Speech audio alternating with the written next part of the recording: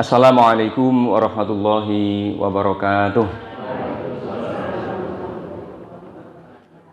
Innal hamdalillah nahmaduhu wa nasta'inuhu wa nastaghfiruh wa na'udzu billahi min syururi anfusina wa min sayyiati a'malina may yahdihillahu fala mudhillalah wa may yudlil fala hadiyalah.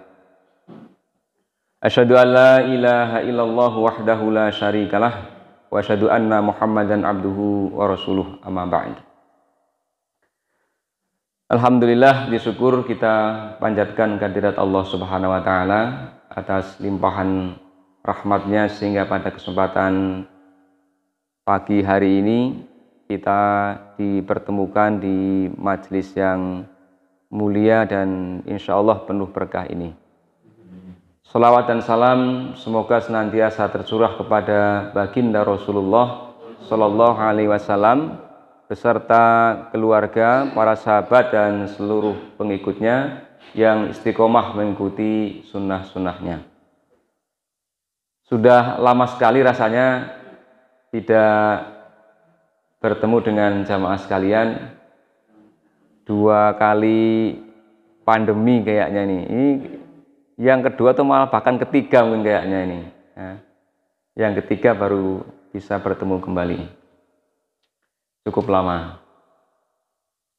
Jamaah sekalian yang dirahmati Allah, diminta mengisi judulnya apa gitu kan. Maka bingung, langsung saya jawab. Kemudian sehari setelahnya saya WA Pak Eri, kemudian diberi judul Cinta, Pujian, Takut, Celaan. Manusia itu memang orang yang senang dipuji, takut dibuli. Bahasa sekarang itu dibuli, pembulian. Ya.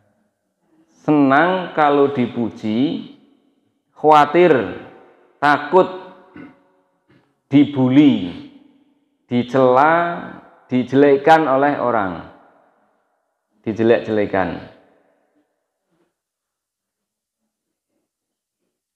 Ini perlu kita waspadai, perlu kita bersikap hati-hati, sebab landasan amal seseorang itu mestinya bukan karena manusia yang menjadi daya dorong atau penggeraknya, tetapi semua itu haruslah karena Allah, lillahi ta'ala, untuk mencari ridho dari Allah, bukan ridho manusia. Namun sering tidak kita sadari gerak-gerik kita, tindakan-tindakan kita sedikit banyak dipengaruhi oleh manusia. Karena manusia, kita mau kondangan, mau muyen, tilik orang yang sakit, terkadang tidak lagi semata-mata karena Allah, tetapi dorongannya kadang karena manusia. Merasa rikuh, ya, pakewuh dengan orang. Ini maksudnya untuk kita mengoreksi ke dalam diri kita sendiri, dalam rangka lebih memurnikan jiwa kita, hati kita agar semata-mata karena Allah. Nanti ulasan yang saya berikan ini bukan untuk menilai dan memvonis orang lain, tetapi sebenarnya untuk mengoreksi diri sendiri. Maka setelah kita memberikan uraian ini, jangan kemudian kayak wong sing senengane pamer, mung golek pujian, melakukan sesuatu karena orang. Tapi maksud saya bukan untuk mengoreksi orang lain, tapi untuk mengoreksi diri sendiri. Berbicara tentang pujian maupun celaan, kita tidak lepas dari landasannya, yakni bab keikhlasan, yang merupakan salah satu syarat diterimanya amal. Innallaha la yaqbalu minal amali illa ma kana lahu kholison. Sesungguhnya Allah itu tidak menerima suatu amal melainkan semata-mata ikhlas, murni karena Allah. Ini speakernya rada pet-petan nih. Nempel mati. Koneksinya mungkin ya. Sinyalnya nempel hilang. Wa ma umiru illa liya'budullaha mukhlishina lahuddin. Ini juga sama, bahwa kita ini tidak diperintahkan melainkan hanya untuk menyembah kepada Allah dengan mengikhlaskan diri kita ini semata-mata karena Allah. Maka penyakitnya yang sering timbul, benalunya yang sering timbul dari keikhlasan kita adalah sifat jiwa kita yang senang dipuji, sehingga senang pamer untuk mendapatkan pujian atau pengakuan orang, dan juga kekhawatiran kita kalau dicap buruk, dinilai buruk oleh orang lain. Ini bisa mengotori kemurnian jiwa kita.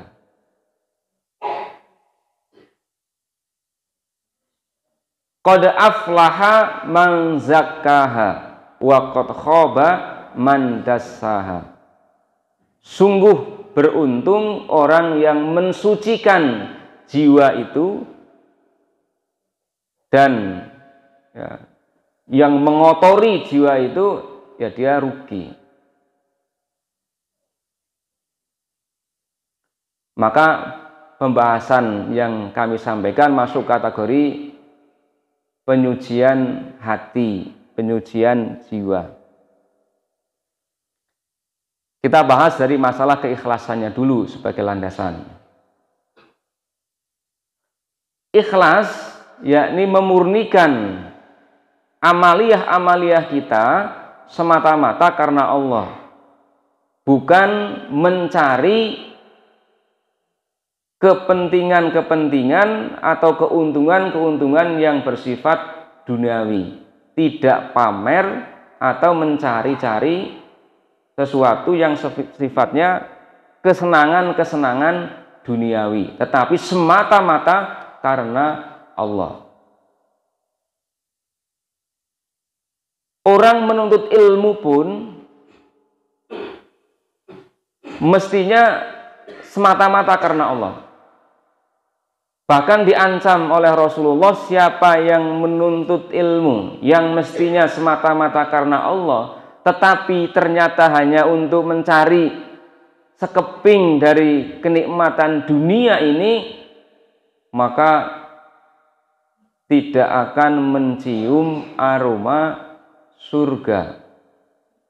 Padahal kalau dipikir-pikir, kita dulu belajar seringkali motivasinya ya urusan dunia. Artinya belum murni. Nah ini kalau sudah terlanjur bagaimana? Ya taubat, menyesali, tidak mengulang lagi, kemudian memperbanyak. Ya, selain memperbanyak istighfar, memperbanyak amalan-amalan kebaikan. Supaya apa? Menghapuskan kejelekan-kejelekan yang telah kita perbuat. Sekaligus diganti oleh Allah dengan kebaikan-kebaikan. Tapi kalau kita mengevaluasi diri, maka kayaknya kita sekolah, kita kuliah, dan itu orientasinya juga dunia. Mau menyekolahkan pun demikian terhadap anak kita. Kadang dipikir ya karena dunia. Sehingga dalam bahasanya Dr. Ardian Husaini itu akhirnya kita tidak kalah sama monyet. Karena mendidik anak pun kita kepikirannya seputar masalah perut dan masalah dunia. Kalau monyet tidak usah sekolah saja sebenarnya bisa makan, ya cari makan. Nah, kadang kita menyekolahkan anak-anak kita ini dalam rangka atau pikiran kita supaya mereka itu bisa makan, ya, gampang cari makan, sehingga derajatnya ini masih selevel nyomet, ya, monyet. Ikhlas ini perkara yang sangat sulit, sampai-sampai digambarkan seperti semut hitam di atas batu hitam di kegelapan malam. Maka para ulama mengatakan saking sulitnya ini mustahil diraih. Mustahil orang bisa mencapai derajat keikhlasan.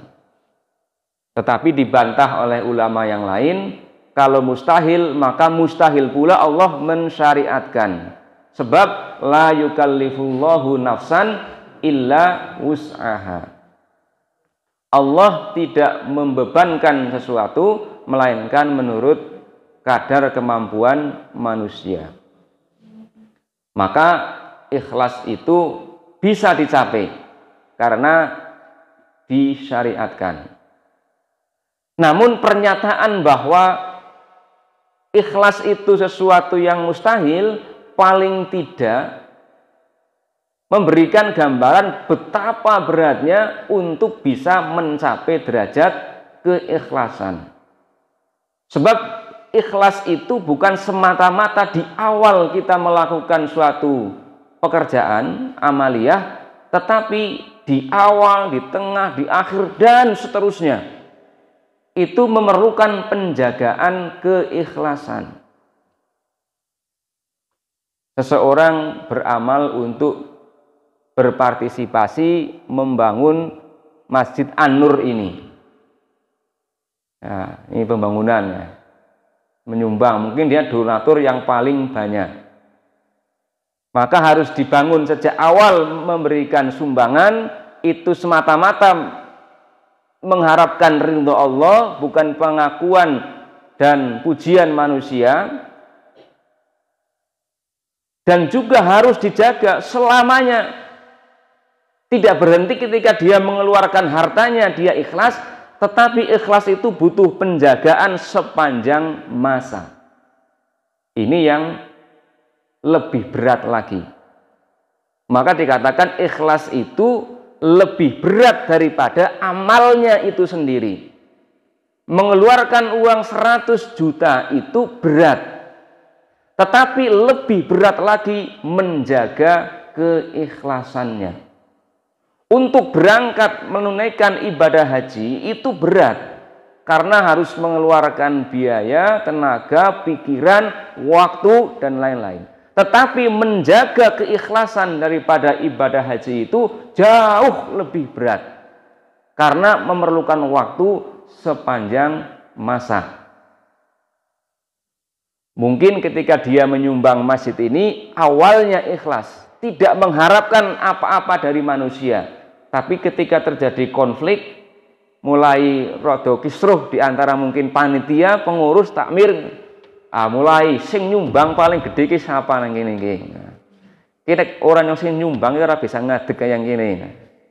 Mulai muncul sesuatu yang dulu sebenarnya dia sudah berhasil melakukan amaliyah dengan ikhlas, tiba-tiba 10 tahun kemudian dia mulai mengungkit-ungkit jasa-jasanya yang telah diberikan. Beratnya itu di sini, yang ikhlas. Demikian juga ibadah haji, mungkin sudah berkomitmen, tidak ingin cerita apa-apa yang di sana tentang keutamaan-keutamaannya, demi menjaga keikhlasannya, tidak banyak cerita tentang kebaikan-kebaikan dirinya. Tapi mungkin 10-20 tahun yang akan datang nyeletuk ya, tentang bagaimana dirinya di sana, keutamaan-keutamaannya dan seterusnya. Maka hati-hati. Jangan-jangan amal yang telah kita bangun dengan segenap kemampuan, daya dan biaya yang telah dikeluarkan itu ternyata tiba-tiba musnah karena kita mengungkit-ungkit, menyampaikan apa yang telah kita berikan. Imam Ad-Dari, seorang ulama, imam di zaman Umar bin Khattab, yang kalau mengimami sholat tarawih itu sampai menjelang fajar, sama seperti Anur ini ya. Ketika ditanya seseorang, bagaimana sholat Anda? Ya, ingin tahu orang ini tentang pelaksanaan sholat malamnya. Maka dijawab oleh Imam Ad-Dari ini, 1 rakaat di tengah malam yang tidak ada orang yang tahu itu lebih baik daripada sholat semalam suntuk kemudian aku ceritakan kepada orang lain. Nah ini kalau kita sholat 1 rakaat sudah diceritakan kepada orang lain. Nah, ini orang yang sholatnya semalam suntuk pun enggan untuk cerita-cerita pada orang. Para ulama yang lain menyatakan setiap kali kami ini mengevaluasi diri, saya ini mengevaluasi diri, maka senantiasa mendapati bahwa diri ini masih riya, masih pamer, belum bisa mencapai keikhlasan. Bahkan orang sekelas Imam Ahmad bin Hambal yang beliau itu hafal 1 juta hadis. Kita hafal satu hadis matannya saja pun nggak lengkap. Nah, kadang sudah ngaku ikhlas. Beliau yang hafal 1 juta hadis, ilmunya mendalam, Al-Quran hafal, jamaahnya banyak, dan bahkan pernah dipenjara, mempertahankan keyakinannya, mempertahankan ideologinya, mempertahankan fatwanya bahwa Al-Quran itu bukan makhluk tetapi kalamullah. Disuruh oleh penguasa supaya mencabut fatwanya bahwa Quran itu bukan Al-Quran itu makhluk, bukan kalamullah. Tapi Imam Ahmad bin Hanbal, Quran itu adalah kalamullah, bukan makhluk. Disuruh untuk mencabut fatwanya, nggak mau, pilih di penjara. Tidak hanya di penjara, digebuki, disiksa. Pernah juga ditawari jabatan, tidak mau juga. Ulama ini, kalau kita cari jabatan, mendukung sana sini dalam rangka cari jabatan, cari kedudukan, setelah itu diam. Nah, ini untuk jabatan keluar-keluar, untuk jabatan meneng. Nah, orang yang ulama yang seperti ini kapasitasnya ketika ditanya apakah engkau melakukan itu semuanya, engkau yang hafal 1 juta hadis, engkau yang hafal Al-Quran, engkau yang jamaahnya begitu banyak, ilmunya mendalam, pernah di penjara, pernah disiksa, apakah engkau melakukan itu semua ikhlas karena Allah? Maka dijawab, ikhlas itu perkara yang berat, yang sukar. Adapun saya hanyalah berusaha. Jadi Imam Ahmad bin Hanbal tidak berani mengklaim dirinya sebagai orang yang ikhlas. Tetapi kita hari ini gampang sekali untuk mengklaim diri kita ikhlas. Apa ikhlas? Nyong ikhlas. Dikit-dikit bilang ikhlas, ikhlas. Sampai-sampai untuk yang maksiat saja mengatakan ikhlas. Orang menyuap, nyogok untuk suatu jabatan atau untuk memperlancar urusan, ya, ngasih amplop, ya. Bukan amplop kosong ya, ini amplop sini uang banyak. Kemudian bilang ini untuk bapak dan keluarga, saya ikhlas. Bawa ikhlas katanya, bawa kata-kata ikhlas. Padahal sedang bermaksiat kepada Allah. Karena ar-rasi wal murtasi finnar, menyuap dan yang disuap itu di neraka. Ikhlas masuk neraka maksudnya. Dan mungkin banyak contoh-contoh yang lain yang kadang kita mudah sekali bilang ikhlas, tapi sebenarnya kalau ditelusuri kita sedang nggak ikhlas ya, sedang tidak melakukan itu karena Allah. Hati-hati. Yang tahu ilmunya saja tentang ikhlas banyak terjerumus tidak ikhlas, apalagi yang kurang paham terhadap ilmu ikhlas ini. Orang-orang yang sudah sangat kenal dengan bab keikhlasan ini saja, para ulama saja bisa terjerumus, mereka tidak ikhlas. Bahkan di antara kerusakan ketika hancurnya pemerintahan kaum muslimin, khilafah Islamiyah itu kan diantaranya karena kerusakan para ulamanya juga.